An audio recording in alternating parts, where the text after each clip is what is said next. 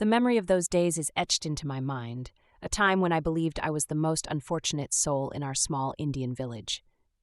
My name is Akil, and I was born into a family of farmers who worked tirelessly from dawn till dusk. Our home was simple, our meals were humble, and our lives were far from extravagant. I would look at my reflection in the water and see a young man with no future, no prospects, and no joy. The world seemed gray and pointless, and I felt like I was drowning in a sea of despair with no shore in sight. Every day was a struggle to find a reason to keep going, but I found none. The wealthy villagers passed by with their laughter and luxury, and each time a piece of my heart would break off and be lost forever. I withdrew into myself, avoiding gatherings and spending time alone with my thoughts, my only companions. Each morning I would wake up before the sun had fully risen, the chill of the night still clinging to the air. I would join my father in the fields, our hands digging into the soil, planting seeds that felt like metaphors for hopes I no longer possessed. The work was backbreaking, and with every passing hour, my resentment grew. I watched the rich men of the village stroll by, their fine clothes untouched by dirt, their faces smooth and untroubled. They seemed to inhabit a different world, one where happiness was a given, not a distant dream. I would think to myself, why can't I have that? Why must I suffer while they thrive? These thoughts became a mantra that played in my head on repeat, drowning out the sounds of nature around me.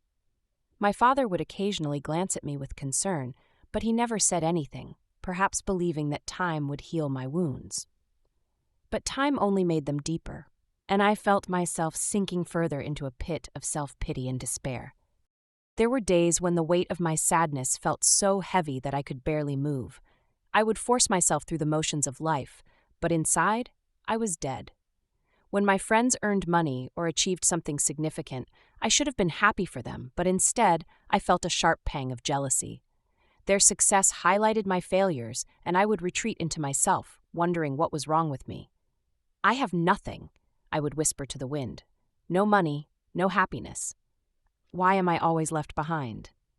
The questions echoed in the emptiness of my heart, and no answers came. Slowly, a deep sadness took root within me, growing like a weed that choked out any light that tried to enter. Life felt like a heavy burden that I was forced to carry, and I didn't know how much longer I could bear it. My nights were tearful, and my days were gloomy. I was lost in a fog, and I saw no escape. The future looked bleak and unchanging. Every day, after working in the fields with my father, I would return home with dirt under my nails and fatigue in my bones. But worse than the physical exhaustion was the mental anguish that plagued me. I would look at the vast sky above and wonder, what is the point of my life? Why do some people live happily while I am always sad? These questions tormented me, and I found no solace in the familiar routines of village life.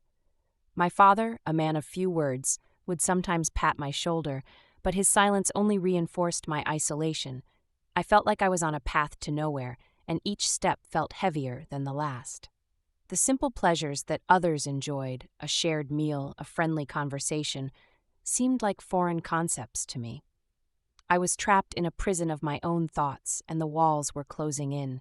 I longed for a sign, anything that would give my life meaning, but nothing ever came. The days blended into each other in a monotonous cycle.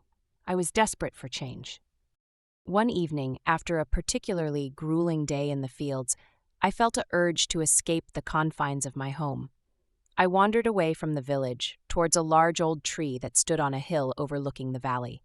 The tree was ancient, its branches sprawling like wise arms, and it had always been a place of solitude for me.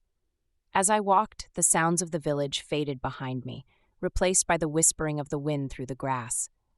The sun was beginning to set, painting the sky in hues of orange and purple, but I barely noticed the beauty. My heart was too full of sorrow to appreciate such things. I reached the tree and sat down heavily against its trunk, feeling the rough bark through my thin shirt. I closed my eyes and let the tears flow freely, for there was no one around to see my weakness. I sat there for a long time, lost in my thoughts, wondering if anyone would care if I simply disappeared. The world felt cold and indifferent. I felt utterly alone. As I sat under the tree, the darkness began to deepen around me, but I made no move to leave. I was consumed by my thoughts, going over the same questions that had haunted me for years. Why is life so unfair? I muttered to myself. Why must I struggle while others have everything handed to them? I thought about my parents, who had always worked hard without complaint, and I felt a surge of guilt for my ingratitude. But I couldn't help how I felt. The sadness was a part of me now, like another limb. I heard the crickets starting their nightly chorus, and the air grew cool, but I was numb to it all. I was so absorbed in my self-pity that I didn't notice the figure approaching until it was almost upon me. Suddenly, a soft voice broke through my reverie, and I looked up to see an old woman standing nearby. Her presence was calming, but there was something mysterious about her. She had a gentle smile, but her eyes held a depth that seemed to see right through me. I was startled. The old woman was dressed in ragged clothes, her face lined with wrinkles that spoke of a long life full of experiences. But despite her appearance, there was a light in her eyes that I had never seen before, a spark of kindness and wisdom that made me feel instantly comfortable. She moved slowly towards me and sat down beside me under the tree without a word. For a few moments we sat in silence, listening to the night sounds. Then she turned to me and said, "Why do you look so sad, child?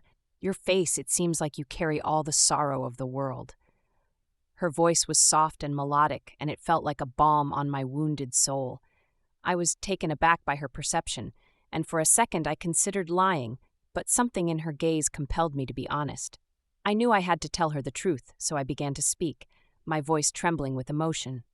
I found myself telling her everything, how I had nothing, no money, no happiness, and how I felt left behind by everyone around me.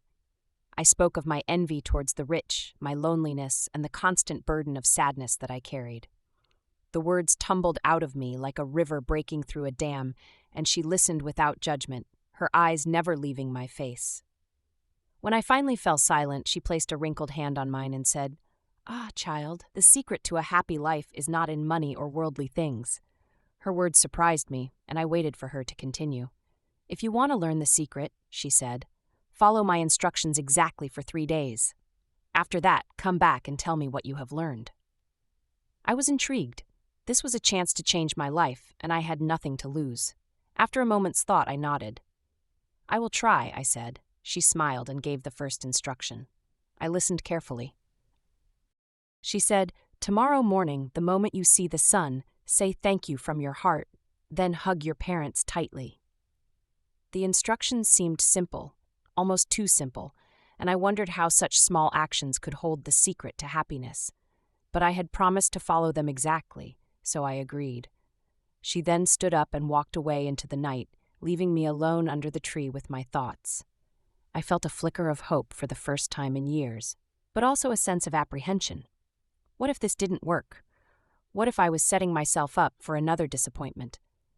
But I pushed those thoughts aside and decided to give it my all. I stood up and began the walk back to my home, the image of the old woman's kind eyes lingering in my mind. The night air was cool against my skin, and the stars seemed to twinkle with encouragement. I vowed to myself that I would follow the instructions with sincerity. No matter how foolish I felt, I was determined. When I reached home, my parents were already asleep, so I quietly went to my bed, but sleep did not come easily. I lay awake for hours, thinking about the old woman and her mysterious promise. Part of me feared that it was all a dream, that I had imagined the entire encounter. But the memory of her voice was too vivid to be false. I thought about the instruction for the next day, to thank the sun and hug my parents. It seemed so straightforward, yet I knew that doing it with genuine feeling would be challenging. Finally, I drifted into a restless sleep, filled with dreams of light and darkness. When I awoke the next morning, the first thing I did was look out the window for the sun, and I remembered my promise. I saw the first rays of sunlight creeping over the horizon, and I felt a nervous excitement. I took a deep breath and prepared to follow the instruction, wondering what this day would bring. I hoped it would change my life forever.